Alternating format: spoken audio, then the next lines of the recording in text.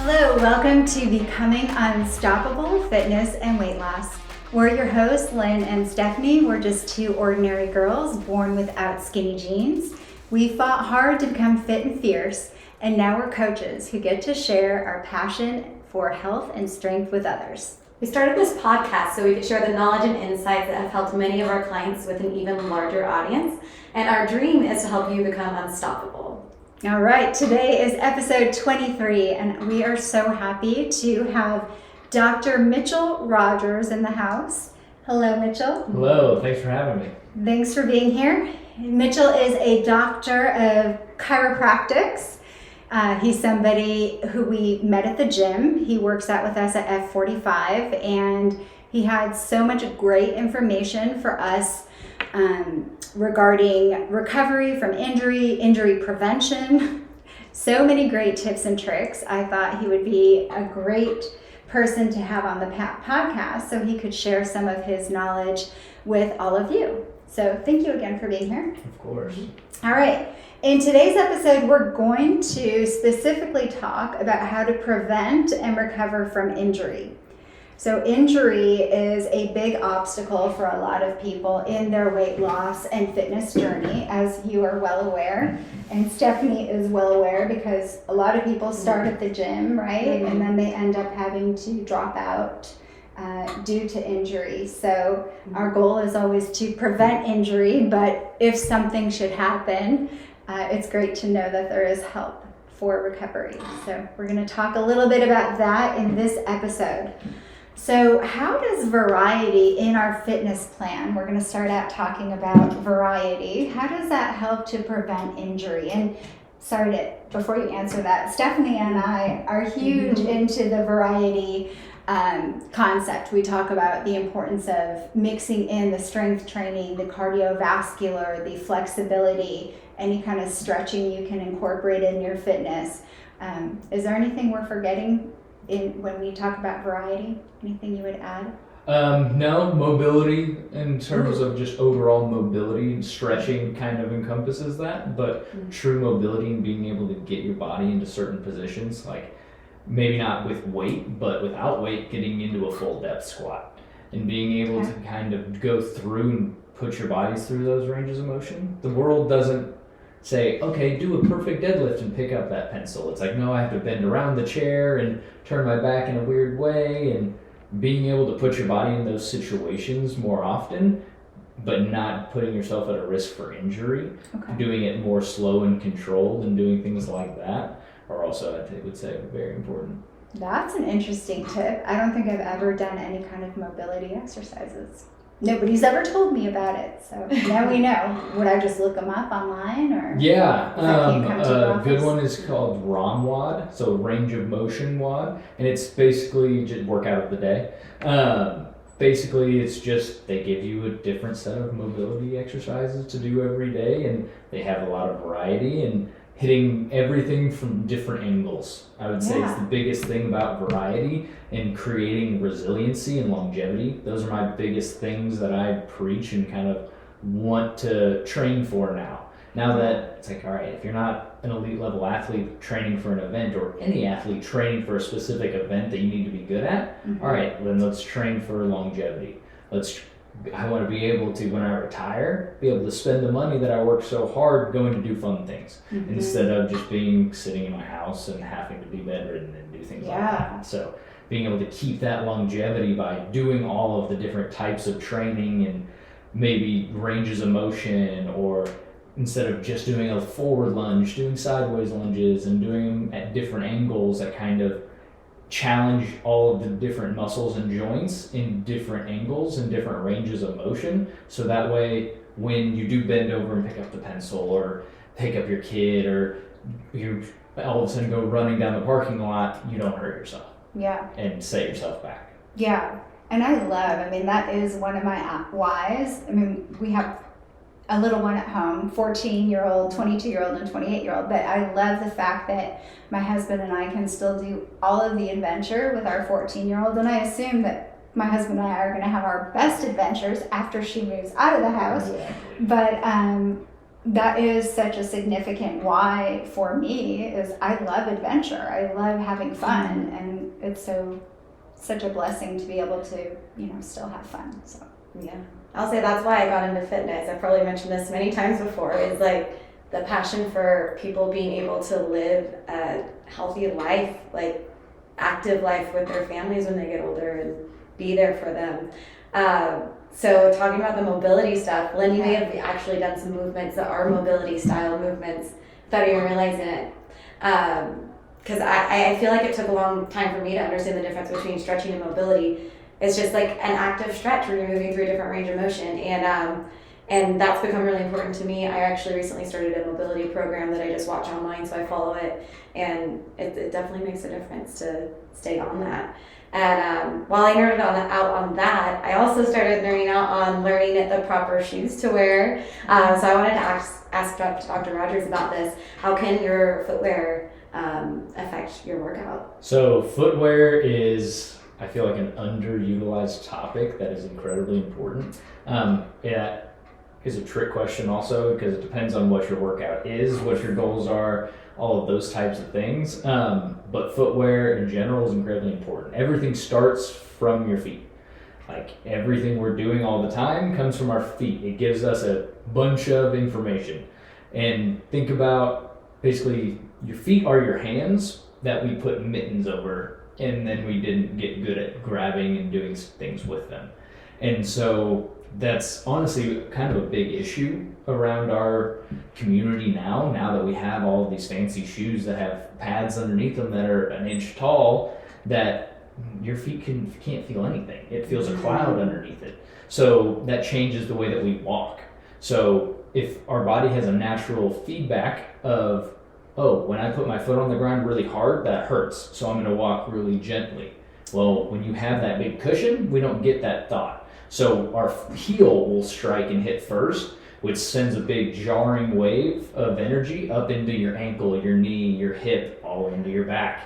And people that run with those really big shoes on and they heel strike and they're doing all of these things, like that's why our feet are so important. We have 3 arches in our feet, kind of like the arches in a bridge, to dissipate the force that we're landing on. So if you just bypass all of those arches and go straight into the heel, that sends all that force just straight up your back. Wow. So are you telling me I have to return my cushiony running shoes? You don't have to return your cushiony running shoes, but I would encourage you to do other things while you're barefoot, or in very what we call minimalist shoes. Yeah. Thinner shoes to where your toes, one, have the ability to make sure they spread out, because like we were talking about, your toes and your hands have about the same number of nerve endings. So they should have the same amount of tactile response and feel coming back to them, but we don't get it because we don't feel with them ever anymore. So being able to do those things and strengthen the little intrinsic muscles of your feet that actually help you, especially when we're doing things like lift weights, to create a strong foundation to be able to push off of. Because if you have something with a strong base, you can push a lot. But if you have something with a weak base and you try to push really hard, you're just going to push yourself. And you're going to push yourself backwards.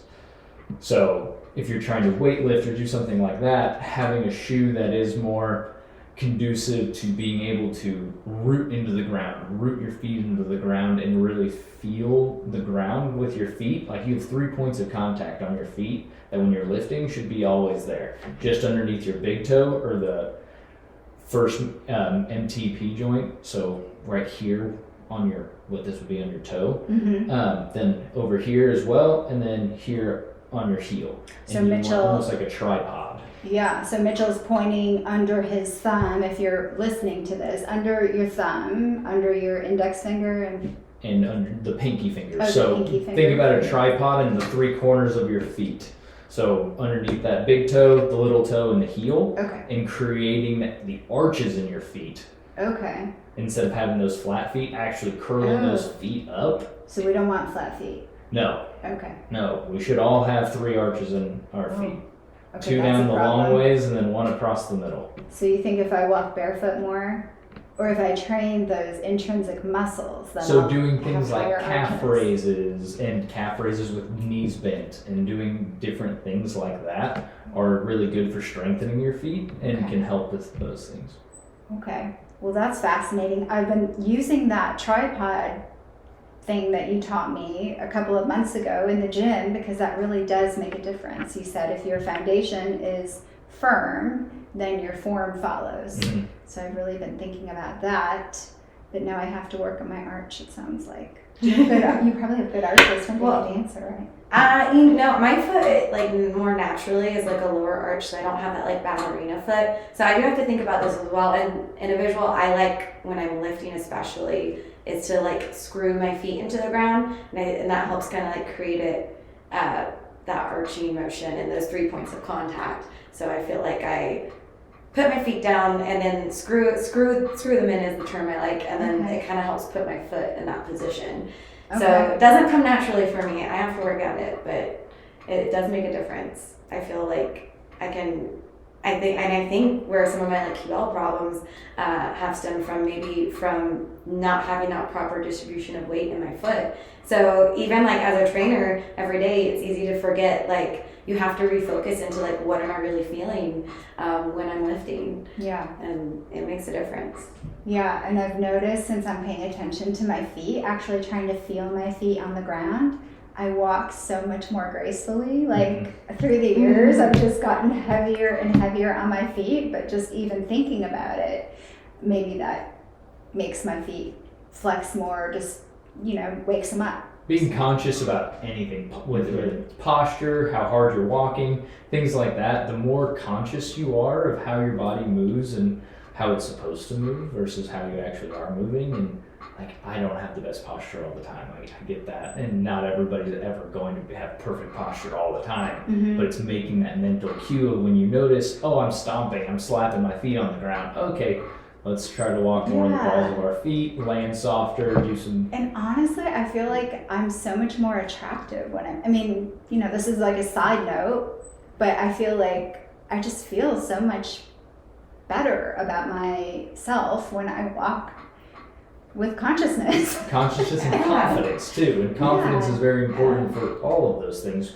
Feeling good about yourself. You can't feel attractive if you don't feel confident and don't feel like you are good and you are doing things right. But when you're like, oh, I'm walking right, I look good. Yeah, it's kind of a mental thing. Yes, mentally awake. I'm awake. Okay, so if I were to run in a very minimalist shoe, are there any hazards in that? Definitely. So just like with kind of touching back on the weight loss thing, jumping into anything too quickly, you can lead to injury. Okay. So back to, we talked about this on the last episode, Wolf's Law of reacting to the stresses that we put our body under. If every day you only walked a mile and then you went out and ran a marathon, you're probably going to be hurting a lot. You're probably going to mess something up a lot.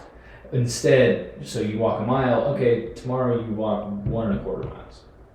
Okay, you do that for a few days, you let your body get used to it, and then you walk 1.5 miles. You do that for a few days, let your body get used to it, and then you walk for 2 miles, or whatever it is, and going up in small increments. It's the same thing with working out. You can't not work out for 10 years and then hop back into the workouts that you were doing when you were 20 and young and everything felt good. It's like, no, that's where you hurt yourself. And people try to push through things and they're just gonna make things worse by trying to get back in shape too fast and do those things or lose weight too fast and doing things like that. So definitely tempering back and scaling into something is going to be the most important thing for staying healthy. Okay, so scale into those minimalist shoes. Yes, start by walking a couple hours in them or wearing them for a few hours a day, then take them off, put your normal shoes back on, then all right, now 3 hours a day, and now I'm going to try my first workout in them or half a workout or whatever it is, but you don't want... Your feet will be sore. Yeah. Those muscles don't get used nearly as much in today's shoes. So it is important. Yeah. Well, I wear the minimalist shoes for my training in the gym, but then when I run, I wear the cushy ones because I thought I was doing it right. But you're saying slowly transition to less cushioning. And so it's actually, I just got done listening to an audiobook called Born to Run. And it talks about in there, I think it was in the 70s, when Nike really started pushing all of these new thicker soled shoes for running and on a cloud and all this stuff. injury risk started to spike. And it's funny now, the highest precursor for injury for runners is how much money do they spend on their running shoes. What? Wow. And the less money you spend, the more likely you are to not get hurt. What? Because the cheaper shoes are just a thin pad of rubber, basically. And instead of having all of this extra fancy material that changes the biomechanics of our feet and how we're supposed to actually work, and takes all of that stabilization, all of those things away from our bodies doing it, and something else takes over, that just puts you in a worse position up the chain for injuries. Wow, that's fascinating. Yeah, that one blew my mind a little bit when I found that out.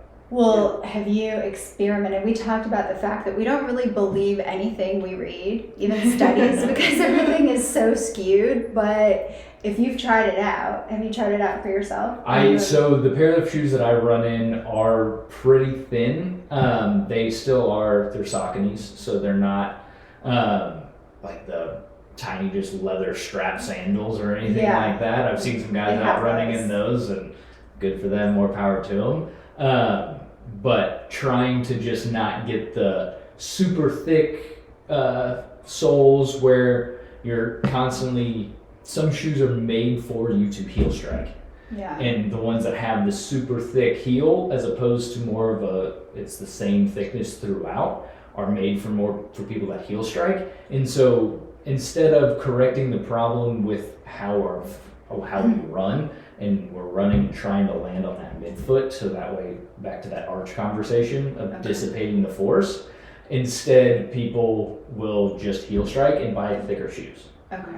So instead of doing that, trying to change where your foot is striking, making sure it's right underneath your body. That's a good tip. So make sure your feet are underneath your bodies and how did you describe it? Midfoot. Midfoot. So instead of trying to think the first thing that's hitting the ground is your heel, trying to think that the middle of your foot almost is the first thing, and then rolling on to that big toe area when you're pushing off. Okay. With shoes for running, would you recommend like a zero drop shoe? I've been learning about this a little bit, where like it's either like zero drop would be like flat across like where your foot is versus the heel being raised. Definitely probably wouldn't want, you can do, so Nikes have a raised heel, and it puts you in technically a little bit better of a position for sprinting, which our body, if you were to go out and sprint barefoot, your body would do it anyway. So it doesn't, your body will get into that position. The Nike aids you into getting into that position. And so it takes away makes your foot work not as hard. Yeah. And it takes some of that effort out of your foot, which, as long as you're not overloading, is okay. But if you get to the point where you're overloading things, that's where you get more injuries and things like that. That's good to know. When we're shoe shopping, it's hard because most of the popular brands out there, like Nike, are not really designed for healthy feet. So definitely learn a little bit about that. Yeah, and then it's like a cycle because you never strengthen your feet because you've got all the cushion. And it's a perpetuating cycle. It really is. Yeah, that's interesting. So what would you say, how does proper technique, how does that help you prevent injury? So proper technique, it's very specific to what your goal is. The thing that I think of most when going into any exercise is, what is the goal of this exercise? Why am I doing it? If you were doing it as a rehab or a prehab, you might do it with slightly different form than if you're trying to do it with a maximal weight. Okay. So something like a split squat, if I'm trying to become faster or stronger or whatever I'm doing, I'm going to go and stop at 90 degrees, because that's where our joints, and making sure I'm stacking joints on top of each other. That's what I want to get more into. Like, how do we know when we want to stack, when we don't want to stack? Is there ever a time you don't want to keep everything in alignment? So I wouldn't say unstacking, but stacking through a longer range of motion, or trying to push into different fibers or different areas of joint capsules in certain like rehabilitative exercises. When it comes to lifting something that's heavy, you always want to have stacked joints. At any time that you were going to put heavy load and heavy stress onto your body, you want all of your joints to be stacked, and that puts you in a much stronger position to handle that load. And when we say stacked, we mean what? Vertically stacked? Yes. Okay. So shoulders on top of hips, on top of knees, on top of ankles. And especially like keeping a straight line, like having from like your arm or your knee, where like you don't want your knee going in or out. Okay. You want it to be in line with wherever your tibia and your femur are in, like, you don't want the knee changing that angle. You want it to be straight. Okay. If that makes sense. Yes, but sometimes don't you say like angle your knees out a little bit? I say yes, that's because most people drop their knees inward. So you see knees buckles a lot. Okay. So it's very, very rare that I've seen someone go too wide with their knees. So as a trainer, probably a lot of trainers give this cue. I say press the knees out, or sometimes the ankles out, because a lot of the times the knee caving in can come from the ankle dropping inward. So in the feet, yes. So and that can even be from improper shoes too. Mm-hmm. So with that, that's why you will hear that cue. Like I say it to a lot of people, because a lot of people, just the way we're used to sitting at tables and on computers and on phones, like our bodies shouldn't be caving in with our knees. Yeah. But like we get so used to this posture or the shoes we're wearing or whatever that it's just so common for people to drop their knees. So we might think we're stacked when we're not stacked at all. Okay, so something for you guys at home to notice. Glad we have good trainers and good doctors. What was our next question for Mitchell? So we kind of went over the technique guidelines as far as like stacking. Do you have any other things? You talked about the alignment of the knee. Are there any other common things? I always tell people to brace their spine, engage their abdominals, which you talked about that in the previous episode, like having that 360 breathing, and then the alignment of the knee. Is there any other basics you would recommend for our listeners? Yeah, the big one, like we talked about in the last episode, keeping that neutral spine with all lifts. That one's probably the most important, especially coming from the chiropractor. Like the thing that I would be preaching the most is keeping that neutral spine. But I feel like a lot of people at home might not know what a neutral spine is. So can you explain that more in like layman's terms? So basically the posture that you walk around in all the time, if you were to walk around and having good posture, that's the problem. That is, what you would walk around with good posture is considered a neutral spine. So you want it straight, no bend in it. Yes, and so we have natural curves in our back, like we were talking about last episode, to dissipate force, kind of like a bridge. Okay. But we don't want those curves to go too far one way or the other. Okay. That's what we mean by neutral. So like if you bend over and touch your toes and you try to bend your low back as much as you can, that's not neutral. That's a bunch of flexion. Okay. And then if you tried to do a back bend and go all the way back and touch the ground behind you, that would be extension. And so we don't want to go on the far extremes of either one of those. Okay. Most of the time, you want to feel like once you get into a starting position for whatever, a squat or a deadlift or a bench press, once you get into that starting position of where your back is, normally you don't want your back to move. Your back should stay pretty straight, and the job of your core is to be that stable base to let your arms and legs push off of. And so that's what we mean by neutral spine, is kind of getting into that strong setup position and then not letting that spine move from there while you're doing your workout. Okay. It probably takes a lot of awareness and practice. A lot of practice. Yeah. That's really good though for everybody to know. It's a major part of injury, right? Mm-hmm. Not keeping that neutral spine. Yeah, so how do we assess an injury? So say we tweak something in the gym and we come home, how do we know if it's time to go see a doctor, or if we ice it, or what do we do? So the easiest answer is pain level to start with, of just like how bad does it hurt? If Okay. you're in so much pain that you feel like you can't go to work tomorrow, you should probably go see somebody right away. But if it's like, oh, that was uncomfortable, I'm not sure, you can think of how much swelling is there. Okay. Notice that in the area. How much heat is in that area. Okay. Discoloration of the area. What motions hurt? Can I move it? If I put it under stress, like say I hurt my bicep and then I try to do a bicep curl, if that is a red flag, okay, probably might need to go see somebody. Okay. Giving my kind of window is 48 to 72 hours. If after that you're still hurting from whatever it was and you don't feel confident in getting back into whatever your everyday routine is or your everyday life is, that's when it's time, I would say, to call somebody that has a little bit more of an understanding of what's going on. Okay.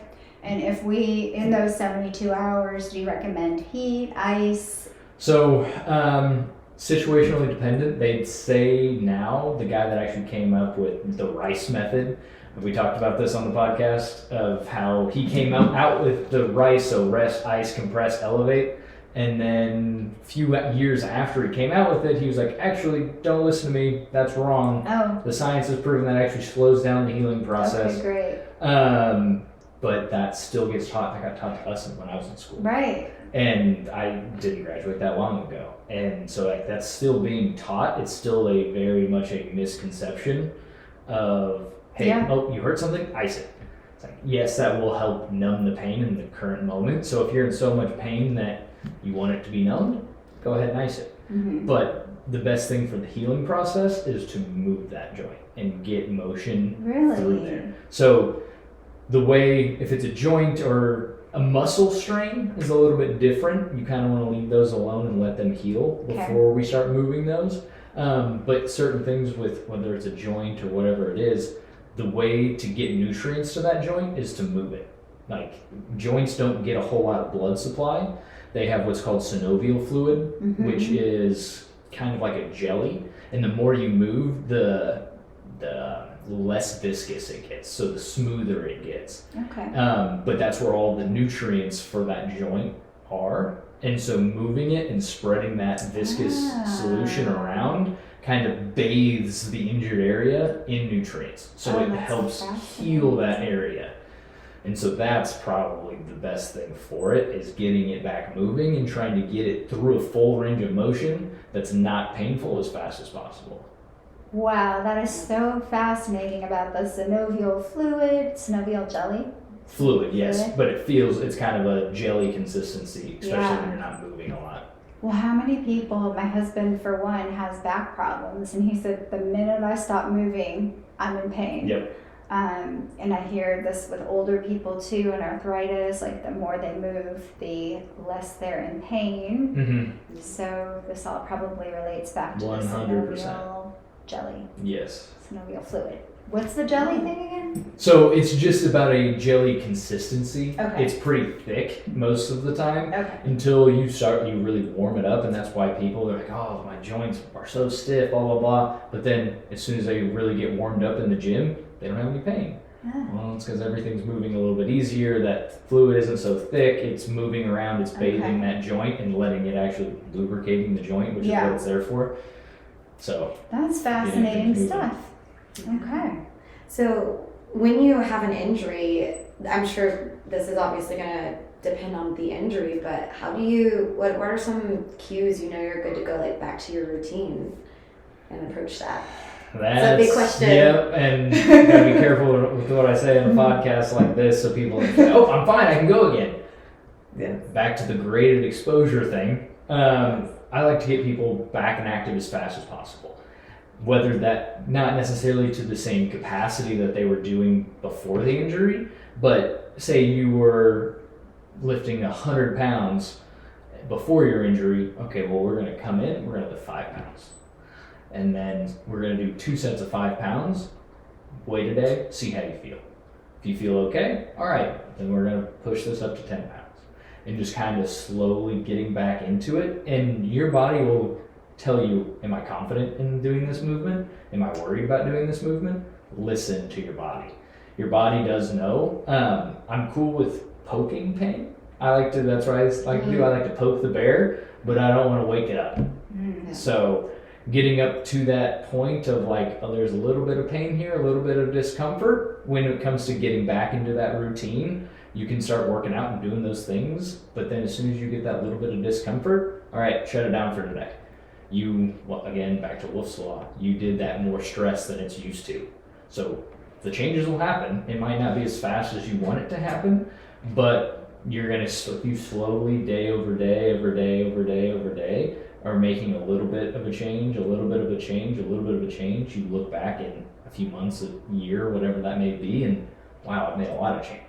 A lot of things have happened. So it's just consistency and slowly kind of increasing all of that. Yeah, I think this is very important for people to hear, because I think so many people get injuries and they're like, oh, I can't work out. And even sometimes doctors tell them like, oh, just don't work out. And it's like, but there's so many things you can do that are, is physically active, that you can not hurt the specific injury. And I just think it's wild to me that so many doctors out there will literally tell people to stop doing something when movement is what's going to heal it. You just have to do the right movements and avoid the wrong movements, or the right intensity. So I feel like when it comes to having a good chiropractor or a doctor, having someone that understands that the goal is to get back to the movement and to not just stop is huge, because that's actually very rare to find these days. So I was really happy when I went to Dr. Rogers, because I even went into him skeptical after I met him, because like I said, I've been to chiropractors for years on end, and it would relieve the pain, but it never fixed the pain. So having someone that has that philosophy of like, that you don't want to just stop, like movement is medicine. So I think that's really important for people to. I love that you have a personal experience you can share too. Like, hey, this is real. You can get back, and Dr. Rogers can help, or there are other medical professionals if you don't live in the Dallas area. So much of this is common sense, actually. I mean, I don't mean to be at all not compassionate, because I understand people really, really get injured, but I mean, I've had injuries before races, before training for a marathon or a half marathon. And what did I do once? I tore a calf muscle spinning. And it was kind of like, I mean, first you go into panic mode. Like, am I ever going to walk again, right? Like, what just happened? I heard a snap. But then you kind of back down and look at it logically, and you're like, okay, well, here are my steps to recovery, as Stephanie said. Like, this is my goal. My goal is never to quit or stop exercising. So what happens to people, just from your experience or your guesstimation, what happens in our brains that we go into like freak out mode, or we stop using our common sense in these situations? Can you tell? So people, they get scared, and they've been doing something one way for so long, and now this one little injury could derail that for the rest of their life, is kind of how they think. That's where their brains go. Your brain is trained to always go to the worst thing first. Okay. And because it helps us survive a little bit. True. To where it's like, all right, I have to prepare that if this happens, this is what could happen. I need to be ready for it. Absolutely. But that's half my job, I swear, is managing people's minds. And managing their fear, right? Exactly. And being like, hey, remember when you walked in and you couldn't bend over and tie your shoes? Well, I just asked you to pick something up off the floor, and you grabbed it and handed it to me with no hesitation. Yeah. And they go, oh, okay, I am getting better. Yeah. Oh, okay, like I will get there. Yes. And giving them, especially empowering that person, it's like, I'm not doing anything. I'm teaching you how to get yourself better, and your body's doing the healing. I might facilitate some things. I might show you, hey, do this stretch, do this exercise. Do you feel this? Do you feel that? We can do some other hands-on therapies that will help aid that, but I'm not the one healing you. Your body is healing you. True. And so kind of empowering people that, oh, my body is cool. Like, it is powerful. It is strong. And like, I can do these things. I will be okay. Yeah. And it's funny how people won't make much progress for a week, 2 weeks, whatever it is. And then all of a sudden that mentally they get over that hurdle, and then they make leaps and bounds of progress. Yeah. Just because their brain says, oh, okay, we can do this. We're fine. oh, we'll be okay. We'll be okay. Yeah. Well, so, and like our, is it autonomic nervous system? Like there's part of our nervous system that's always at work healing. Mm-hmm. And then I feel like we get in the way of it, right? We do. And so sleep is the most important thing when it comes to healing. Okay. Think about our brain. Our brains are what sends the signal, says, all right, I have an injured left knee. Mm-hmm. All right, well, when I'm awake, my brain is thinking about like this conversation or driving or whatever it is. Mm-hmm. It has so many other tasks going on that it's not focused on healing my knee. Yeah. But when I'm sleeping, all of those other cognitive abilities and things that were going on in my brain now shut off. And now with my brain's focus, it's still on. It's still going a million miles a minute, but it's going to help my left knee and digest the food that I ate last night and doing all of those types of things. That all happens while you're sleeping. And so the sleep is the biggest component of healing. It really is. I love that. So this is way off topic, but I'm going to ask you, so is the quality of sleep, like if we have sleep quality issues, sleep apnea, we're not getting into REM, will that interfere in our body's ability to heal itself? Very much so. REM sleep is where the magic happens, so to speak. It's in the process of getting there. Yes, some good things happen, but the biggest things and the biggest changes happen during REM sleep. Yeah. And so being able to, if it is sleep apnea, get a CPAP. Really? Do it. Yeah. Every single person that I've ever heard of that got one said, yeah, I sleep so much better. Okay. Like, yeah, my spouse might be really annoyed. You might have to sleep on the couch, but Yeah. at least you're going to actually sleep through the night and not wake up 100 different times because you can't breathe. And then their overall health is so much better because of that. Oh, yeah. Oh. No, it makes a massive difference. I didn't sleep for a very long time. I was one of those that had the mindset of I'll sleep when I'm dead, and I'd sleep 3-4 hours a night and get up and just keep going, and I'll be fine. And then it came to the point where I start sleeping 7 to 9 hours a night, and I'm not sore anymore. I recover between my workouts. Yes. All of these types of things start happening, and it's like my health, I get stronger doing less workouts just because I'm sleeping. That's crazy. That's amazing. Yeah. Okay, well, that's good incentive to make it to bed by like 9 o'clock. Yep, I have an alarm set to go to bed. See, that's so smart. It's like, hey, turn the phone off. That's a smart idea.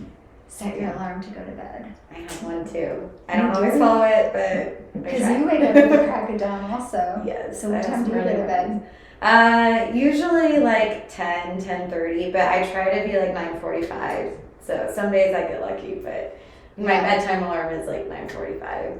I probably need more than that, but that's what I do. I love that tip. Thank you for sharing that.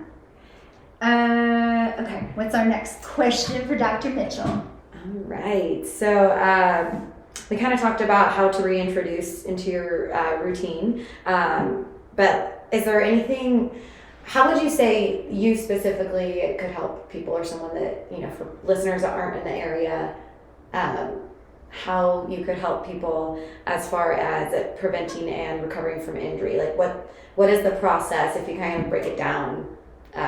I mean, I know I could because I've gone to him, but how would you break it down?